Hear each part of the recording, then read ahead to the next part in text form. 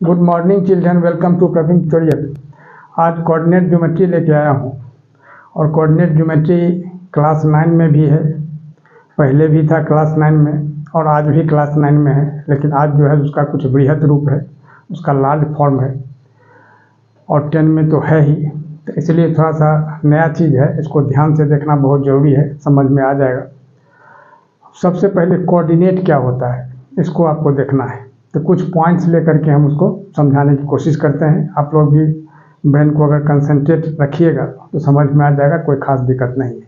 अब देखिए, सबसे पहले कुछ पॉइंट्स लेते हैं, जैसे यहाँ 2 3 है,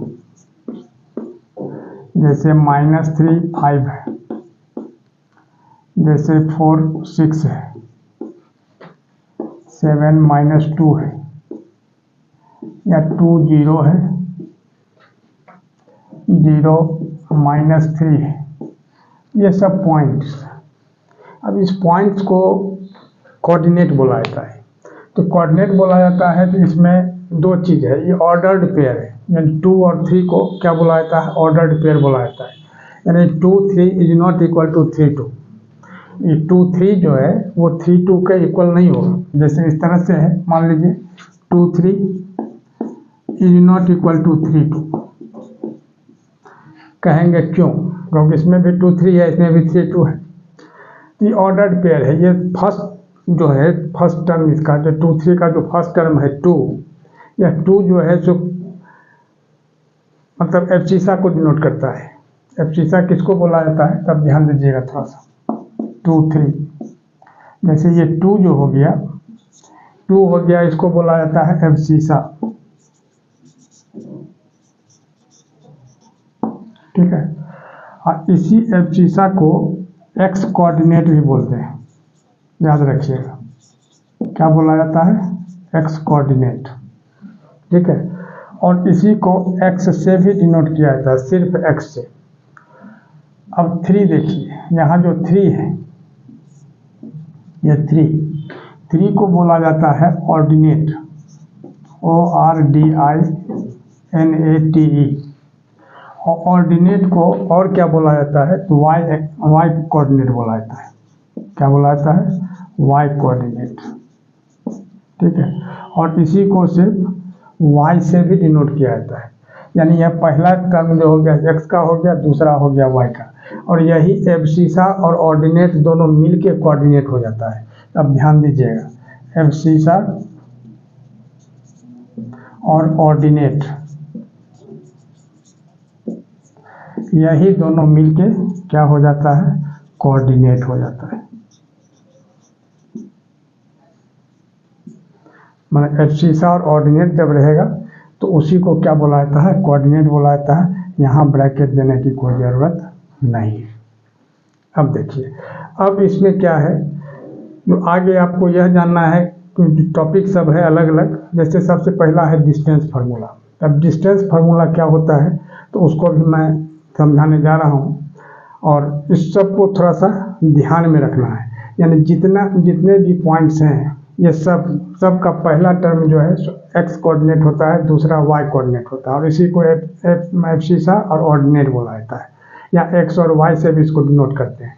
अब जैसे 2 3 है, तब 2 3 है तो वैसे आप लोग जानते भी होंगे, जैसे इस तरह से यह जो हो गया एक्स, यहाँ एक्स डैश, और यह हो गया वाई, और यहाँ हो गया वाई डैश। अब ध्यान दीजिए, जैसे यहाँ 1 2 3 इस तरह से पॉइंट दिया हुआ है। जैसे 1 है, 2 है, 3 है, इधर हो जाएगा आपको -1 -2 और -3, ऊपर हो जाएगा 1 2 और 3, नीचे हो जाएगा फिर -1 -2 और -3। ये एक्स डैश जो है ये एक्स एक्सिस हो गया, और वाई डैश जो है सो वाई एक्सिस हो गया, और यह ओ जो है, यहाँ ओ जो लिखा हुआ है, इस ओ को बोला जाता है ओरिजिन, और इसका कोऑर्डिनेट होता है 0 0। थोड़ा याद रखिएगा इस तरह से। तो अब यहाँ जैसे 2 3 पॉइंट है, इस 2 3 को अगर इस पर लोकेट करते हैं तो 2 तो यहाँ आ जाएगा और 3 चला जाएगा ऊपर, यानी यह हो गया 2 3। ठीक है, और यह क्या होता है, यह होता है फर्स्ट क्वाड्रेंट, यह होता है सेकंड क्वाड्रेंट, यह थर्ड क्वाड्रेंट और यह होता है फोर्थ क्वाड्रेंट। ये जितना भी है जो पार्ट है चारों पार्ट को क्या बोला जाता है, क्वाड्रेंट बोला जाता है। क्वाड्रेंट का मतलब होता है 1/4 ऑफ ए सर्कल, माने एक वृत्त का चौथाई भाग। और ये अब शीशा जो हो गया इसको हिंदी में भुज बोला जाता है, याद रखिएगा क्या बोला जाता है, भुज। और इसको ऑर्डिनेट को क्या बोला जाता है, कोटि बोला जाता है। हिंदी में इसलिए बता रहा हूँ कि हिंदी मीडियम वाले भी इससे लाभ उठा सकते हैं, अब ध्यान दीजिएगा।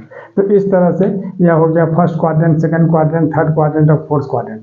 अब आगे जो है इसके बाद मैं डिस्टेंस फार्मूला बताने जा रहा हूँ, थोड़ा ध्यान से देखेंगे। अब आइए देखिए डिस्टेंस फार्मूला। अब डिस्टेंस फार्मूला क्या होता है और ये कहाँ का क्वेश्चन है तो भी आपको बता देना जरूरी होगा और आपके लिए ज़रूरी है। एक्सरसाइज 7.1 है, एनसीईआरटी बुक से है, ओल्ड बुक से है, क्लास 10 का। और अभी बुक अवेलेबल नहीं है, मतलब नया वाला, इसीलिए अभी पुराना सही करवाया जा रहा है। थोड़ा ध्यान से देखिए, कोई दिक्कत नहीं है। मैथ्स जो है सो हर बुक का हर क्लास का सेम होता है। अब देखिए क्वेश्चन है जो find the distance between the following pairs of points. पहला है 2 3 4 1 और दूसरा है -5 7 -1 3। अब ध्यान दीजिए थोड़ा सा। अब सॉल्यूशन में क्या करना होगा, अब जैसे दो ठो पॉइंट लिया हुआ है, जैसे मान लीजिए एक पॉइंट ए ले लेते हैं और एक ठो पॉइंट बी ले लेते हैं। यहाँ क्या हो गया 2 3 और यहाँ क्या है 4 1, ठीक है। अब देखिए तो अब इसको क्या किया जाता है, x1 y1 सपोज किया जाता है और इसको किया जाता है x2 y2 और AB का डिस्टेंस निकालना है, यानी AB इज इक्वल टू क्या होगा, AB का मतलब क्या होगा, जो distance from A to B। अब AB का फार्मूला होता है, थोड़ा ध्यान दीजिएगा, यही डिस्टेंस फार्मूला और इसी से पूरा एक्सरसाइज मन क्लियर हो जाएगा। अब इसको अगर समझ में दिक्कत आएगा इसको तो फिर आगे दिक्कत है।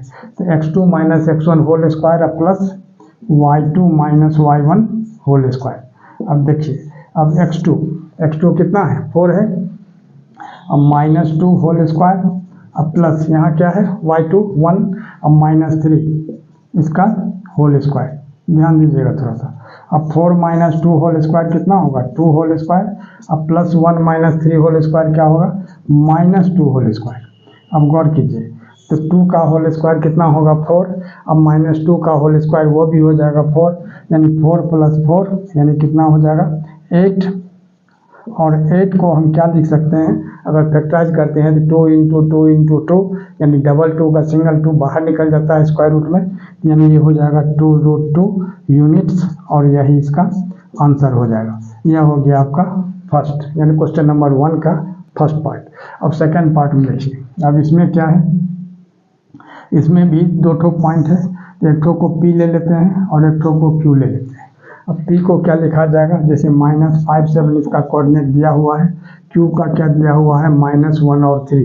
थोड़ा ध्यान दीजिएगा, इसमें भी यह x1 y1 हो गया, x2 y2 हो गया, मतलब इसको थोड़ा सहूलियत के लिए आप लिख देंगे तो ज़्यादा अच्छा रहेगा। तो x2 y2, अब देखिए यानी क्या होगा PQ is equal to PQ का मतलब क्या होगा distance from P to Q या distance between P and Q, यानी क्या होगा जो x2 - x1 होल स्क्वायर। पहले फार्मूला भी लिख दीजिए, ज़्यादा अच्छा रहेगा। हमेशा कोशिश रखिएगा जब जब आप क्वेश्चन सॉल्व करते हैं तब तक अगर फार्मूला से रिलेटेड है तो उस रिलेटेड फार्मूला को जरूर लिख दीजिएगा, जिससे क्या होगा एग्जामिनर यह समझेगा कि आपका कॉन्सेप्ट क्लियर है, मार्क्स अच्छा मिलेगा। अब y2 - y1 होल स्क्वायर यहाँ, ठीक है। अब देखिए अब x2 - x1 होल स्क्वायर यानी क्या होगा -1 अब -5 इसका होल स्क्वायर। थोड़ा सा ध्यान दीजिएगा, ये -1 है, अब माइनस ये फार्मूला का है और यहाँ -5 इसमें भी लगा हुआ है माइनस, तो माइनस और माइनस क्या होगा प्लस, यानी -1 + 5 होल स्क्वायर। शायद समझ में आ गया होगा आप लोगों को, क्योंकि x2 जो है -1 है, अब x2 माइनस ये माइनस एक तो फार्मूला का है, एक तो माइनस जो 5 में लगा हुआ है, इसलिए माइनस माइनस प्लस हो जाएगा। उसी तरह से y2 - y1 3 - 7 होल स्क्वायर। अब गौर कीजिए 5 - 1 होल स्क्वायर कितना हो गया 4 होल स्क्वायर अब प्लस 3 - 7 होल स्क्वायर क्या हो गया, -4 होल स्क्वायर, यानी कितना होगा 4 4 जा 16।